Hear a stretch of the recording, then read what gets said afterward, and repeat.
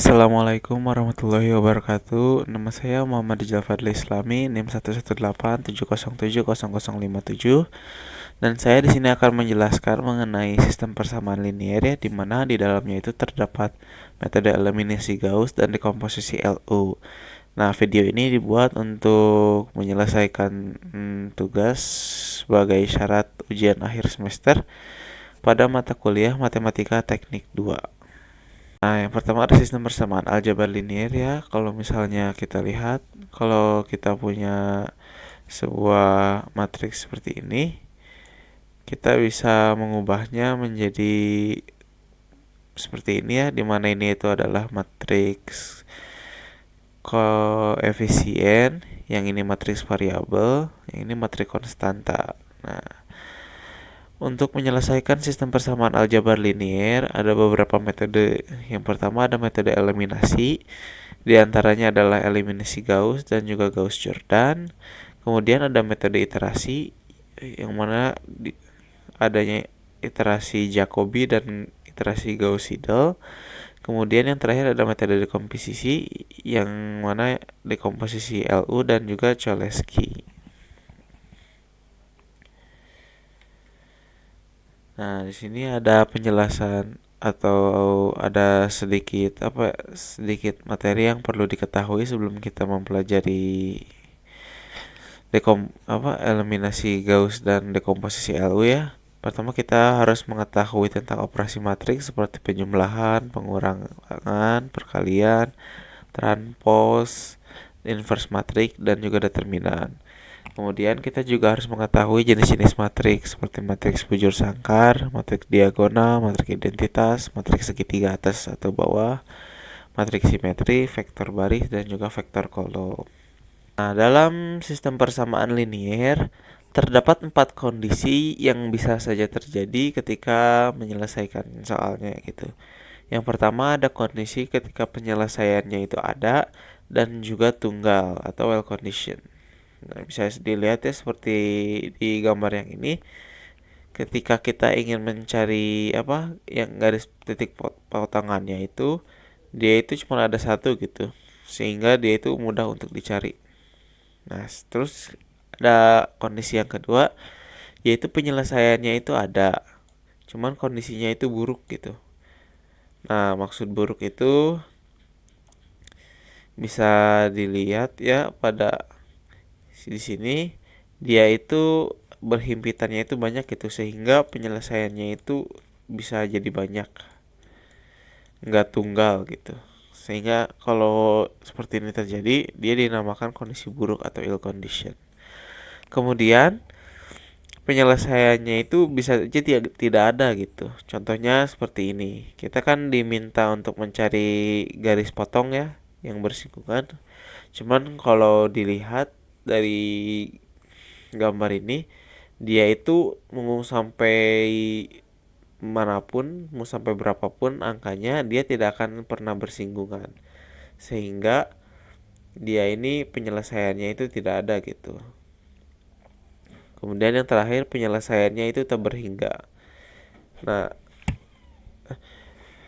kalau penyelesaian tak berhingga itu dia bisa terjadi ketika si garis yang pertama dan garis keduanya itu saling berhimpit gitu. Jadi ini tuh garis satu itu sama dengan garis dua. Kalau seperti ini terjadi, maka penyelesaiannya maka tak berhingga. Nah, di sini ada contoh eliminasi Gauss ya. Pertama, kalau kita sudah punya matriks seperti ini, matriks konstanta, matriks koefisien, matriks variabel, dan matriks konstanta, kita bisa memforward elimination ya. Kita bisa menjadikan matriks ini menjadi seperti ini dengan cara metode eliminasi Gauss ini, sehingga kita akan mendapatkan matriks segitiga atas. Nah, kemudian setelah jadi seperti ini, kita bisa langsung back substitution ya, karena kalau bisa dilihat di sini itu hasil X3-nya itu merupakan hasil ini gitu, langsung ada karena ininya 0, maka X3-nya B3-nya itu adalah X3. kali A33. Kemudian B2-nya itu nanti dia memerlukan hasil X3 dan B1-nya itu memerlukan hasil X3 dan X2. Nah, di sini bisa dilihat ya, ini tuh merupakan proses forward elimination. Jadi pertama-tama kita buat si kolom yang ini nih, yang 2 ini itu menjadi 0. Namun selanjutnya kita membuat yang ini itu jadi 0. Untuk proses back substitution-nya bisa dipelajari sendiri ya. Nah, kalau seperti yang tadi udah mengerti, algoritma eliminasi Gauss ini sepertinya akan mudah untuk dipahami ya, sehingga bisa kalian pelajari sendiri gitu. Nah, selanjutnya ada eliminasi Gauss-Jordan ya, bisa kita lihat dari matriks ini. Kita akan memforward elimination-nya menggunakan OBE. Nantinya itu akan dihasilkannya itu jadi ini gitu, jadi matriks identitas. Sehingga dia tidak perlu lagi untuk di substitusi ke belakang atau back substitution ya. Karena kalau matriks identitas dikali pengalinya itu hasilnya itu akan menjadi matriks konstanta itu sendiri. Lalu selanjutnya ada inverse matrix, yang mana kalau inverse matrix itu suatu matriks akan kita sandingkan dengan matriks identitas. Nanti si matriks ini itu akan kita gunakan OBE sehingga dia berubah menjadi bentuknya itu menjadi matriks identitas gitu. Jadi kayak tukar posisi. Nah, kalau misalnya ini udah jadi matriks identitas, nanti si matriks identitas yang ini akan berubah menjadi inverse-nya gitu, inverse dari ini, sehingga angka-angkanya juga bakal berubah. Nah, kalau udah seperti ini kita bisa mencari X, yaitu jika A dikali X sama dengan B, maka X yaitu adalah A inverse dikalikan B. Nah, ini untuk algoritmanya ya. Algoritmanya ini bisa dipelajari sendiri ya. Kemudian ada dekomposisi LU, yaitu cara menyelesaikan sistem persamaan linear dengan merubah matriks sistem A menjadi matriks segitiga bawah L dan matriks segitiga atas U. Jadi kalau kita punya sistem persamaan linear, nih contohnya ini ada matriks ya. Nah, matriksnya ini itu akan kita pecah gitu, akan kita dekomposisi untuk memperoleh U dan L. Nah, si A-nya ini nanti akan kita pecah sehingga dia mendapatkan L dikalikan U gitu. Sehingga dari proses dekomposisi ini, matriks yang ini akan berubah menjadi ini. Nah, itu akan berubah menjadi ini. Yang mana L-nya itu adalah matriks segitiga bawah dan U-nya itu adalah matriks segitiga atas. Nah, ini segitiga bawah, ini segitiga atas. Nah, kemudian setelah kita memperoleh L dan U-nya, kita akan mensubstitusi maju si U dan U kali X-nya ini agar kita bisa memperoleh Z gitu. Jadi Z ini adalah U kali X. Sedangkan kita juga bisa untuk memprosesnya dengan substitusi mundur atau back substitution ya, untuk memperoleh X. Jadi kalau X-nya itu adalah U jadi untuk memperoleh X Z itu adalah U kali X gitu. Ya seperti ini tadi dijelaskan ya.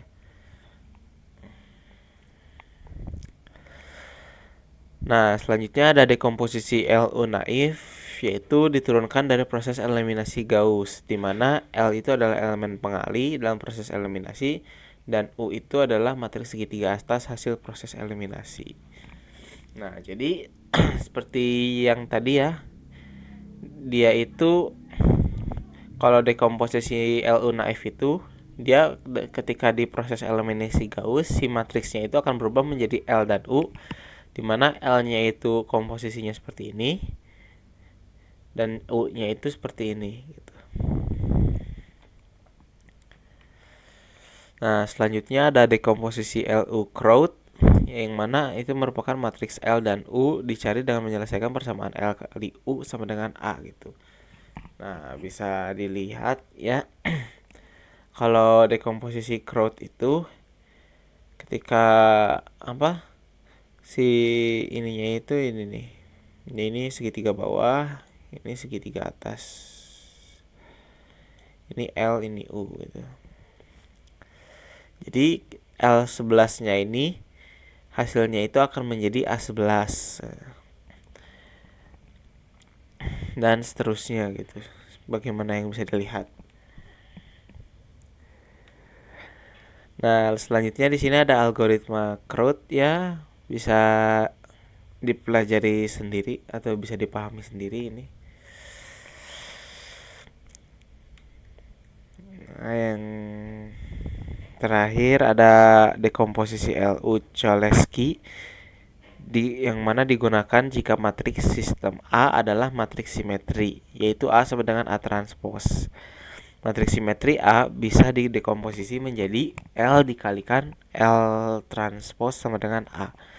Nah, jadi kalau kalau dekomposisi LU yang Cholesky, dia itu bisa dipakainya itu ketika A sama dengan A transpose gitu. Nah, bisa dilihat ya. Kali ini itu kalau ininya dihilangkan itu dia itu simetri A21, A21, A31, A31, A41, A41, A32. Oh, simetri. Kalau simetri itu maka dia bisa digunakan memakai dekomposisi LU Cholesky gitu. Nanti hasilnya itu didapat seperti ini. Nah, ini ada algoritma Cholesky ya, bisa dipahami sendiri karena ya bisa dipahami sendiri lah.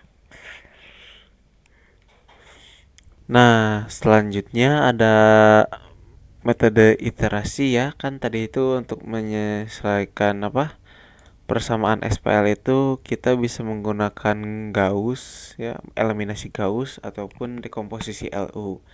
Nah, sekarang yang ketiga ada metode iterasi Gauss-Seidel gitu. Nah, cara menyelesaikan sistem persamaan linier yang dilakukan secara iteratif gitu. Jadi secara berulang-ulang gitu. Biasanya ini itu digunakan untuk sistem yang besar gitu. N-nya itu sama dengan ratusan. Di mana metode eliminasi tak mampu lagi karena terlalu banyak pembulatan yang dilakukan. Jadi metode iterasi Gauss-Seidel ini dilakukan biasanya itu kalau N-nya itu udah gede banget gitu. Misalnya 100, 1000 atau berapa gitu. Untuk SPL-nya. Nah, jadi ini tuh caranya itu dilakukan secara iteratif. Contohnya kita punya SPL nih. Nah, ini kita punya SPL atau sistem persamaan linier dari ini ya sama dengan B1, B2 sampai ke Bn kita ubah hingga ini itu diubah jadi seperti ini. Ini diubah menjadi seperti ini terus sampai ke xn gitu. Ya kita itu akan mencari x1, x2 sampai xn-nya gitu. Pada iterasi pertama kita itu kita itu dibikin dulu si nilai x2 sama dengan x3 sama dengan sampai xn. Kita buat dulu nilainya itu sebagai 0 gitu pada x pertama itu. Jadi kita ubah ini jadi 0, ini 0, 0 dan juga sampai ini 0. Nah, setelah itu kita akan mendapatkan nilai x1. Nah, kalau udah dapat nilai x1 pada x2 ini, kita akan menggunakan si nilai x1 yang ini yang didapat dari sini gitu. Jadi x1 ini itu akan diganti dengan ini dan x3 ke sampai xn itu akan diganti dengan 0. Sampai nanti kita akan tiba di xn ya, dimana semua ini ya x1, x2 sampai ke xn-1 itu sudah didapat dari iterasi sebelumnya gitu. Nah, proses iterasinya ini diteruskan sampai diperoleh nilai X yang konvergen gitu. Nah, selanjutnya ada iterasi Jacobi yang kedua ya. Iterasi Jacobi ini itu mirip dengan Gauss-Seidel gitu. Hanya semua nilai-nilai yang diperoleh di iterasi ke I baru akan digunakan lagi pada iterasi ke I ditambah 1 L gitu. I ditambah 1 maksudnya. Nah, pada iterasi pertama dimulai dengan terkaan awal X2 sampai Xn-nya itu adalah 0. Dihitung nilai X1. Berikutnya dihitung X2 dengan X1, X3 sampai Xn sama dengan 0. Begitu seterusnya sampai dihitung Xn dengan X1 sampai Xn-1 sama dengan 0. Nah, iterasi berikutnya dihitung berdasarkan nilai-nilai X yang diperoleh pada iterasi sebelumnya. Dan proses iterasi diteruskan sampai diperoleh nilai-nilai X yang konvergen. Jadi kan kalau misalnya yang tadi mah apa? Kalau yang tadi mah kan kita ngubahnya itu semuanya gitu. Jadi kalau yang Gauss-Seidel ya, kalau yang Gauss-Seidel itu kita ini dibikin 0, kemudian yang ini kan karena sudah ada nilainya dimasukkan nilainya. Kalau iterasi Jacobi itu dia itu dibikin nolnya itu semuanya gitu selain X yang dicari. Jadi kalau pada X1, X2 sampai Xn-nya dibuat 0. Kalau pada X2, X1, X3 sampai Xn-nya dibuat 0. Sehingga ketika Xn itu X1 sampai Xn-1 itu sama dengan 0 gitu. Jadinya itu kalau menggunakan iterasi Jacobi ya. Nah, ini ada algoritma iterasi Jacobi ya, bisa dilihat-lihat aja, dipelajari dan dipahami sendiri. Mungkin cukup sekian dari saya. Mohon maaf apabila banyak kesalahan. Assalamualaikum warahmatullahi wabarakatuh.